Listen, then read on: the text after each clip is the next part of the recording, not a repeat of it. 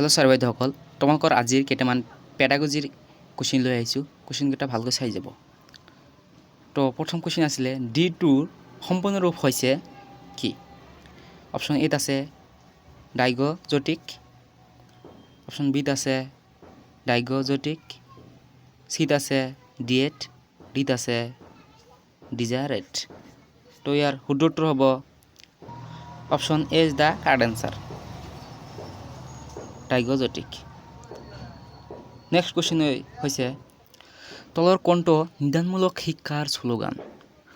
Option এত আছে কেৱল শিকোৱা, বিত আছে কেৱল পৰীক্ষা কৰা, অপশ্যন চিত আছে শিকোৱা পৰীক্ষা কৰা পুনৰাই শিকোৱা। তো ইয়াৰ শুদ্ধ উত্তৰ হ'ব অপশ্যন চি। আপোনালোকে ধৰিব পাৰিছে, অপশ্যন চি হৈছে ইয়াৰ শুদ্ধ উত্তৰ। শিকোৱা পৰীক্ষা কৰা আৰু পুনৰাই শিকোৱা। নেক্সট কুৱেশ্যন হৈছে তলৰ কোনটো শিক্ষণ আৰ্হিৰ উপযোগিতা নহয়? অপশ্যন এত আছে ইয়াৰ প্ৰকৃতি আৰু অতি ব্যৱহাৰিক, অপশ্যন বিত আছে ইয়াৰ জৰিয়তে শিক্ষণ নিৰ্দিষ্টকৰণ সম্ভৱ, অপশ্যন চিত আছে ইয়ে শিক্ষণ প্ৰক্ৰিয়ালৈ পৰিৱৰ্তন নানে, অপশ্যন ডিত আছে ই শিক্ষণ প্ৰক্ৰিয়ালৈ বিশুদ্ধতাৰ আগমন ঘটায়।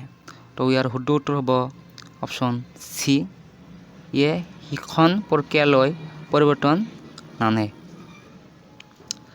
নেক্সট কুৱেশ্যন হৈছে তলৰ কোনটো সহ পাঠ্যক্ৰমিক কাৰ্যাৱলীৰ ক্ষেত্ৰত শুদ্ধ? অপশ্যন এত আছে শাৰীৰিক বিকাশ, অপশ্যন বিত আছে মানসিক তৃপ্তি, অপশ্যন চিত আছে সুচৰিত্ৰ গঠন আৰু অপশ্যন ডিত আছে ওপৰৰ আটাইকেইটা।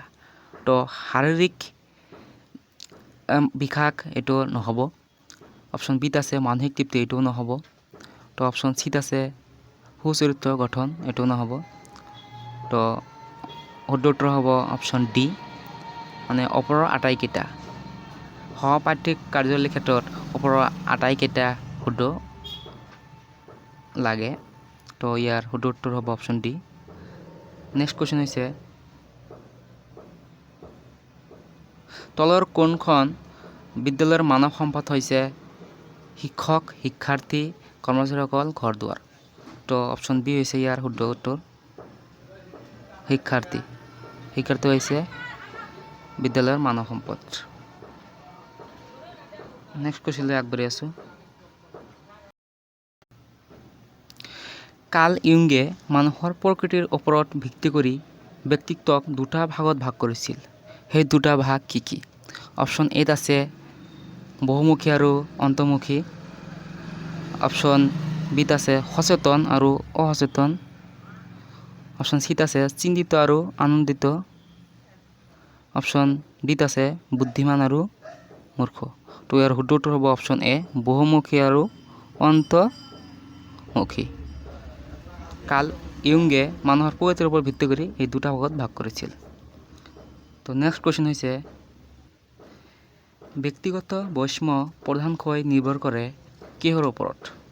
অপশ্যন এত আছে পৰিৱেশ আৰু অভ্যাসৰ ওপৰত, অপশ্যন বিত আছে বংশগতি আৰু আগ্ৰহৰ ওপৰত, অপশ্যন চিত আছে বংশগতি আৰু পৰিৱেশৰ ওপৰত, অপশ্যন ডিত আছে মনোযোগ আৰু আগ্ৰহৰ ওপৰত। তো ইয়াৰ শুদ্ধ উত্তৰ হ'ব অপশ্যন চি হৈছে ইয়াৰ শুদ্ধ উত্তৰ, বংশগতি আৰু পৰিৱেশৰ ওপৰত।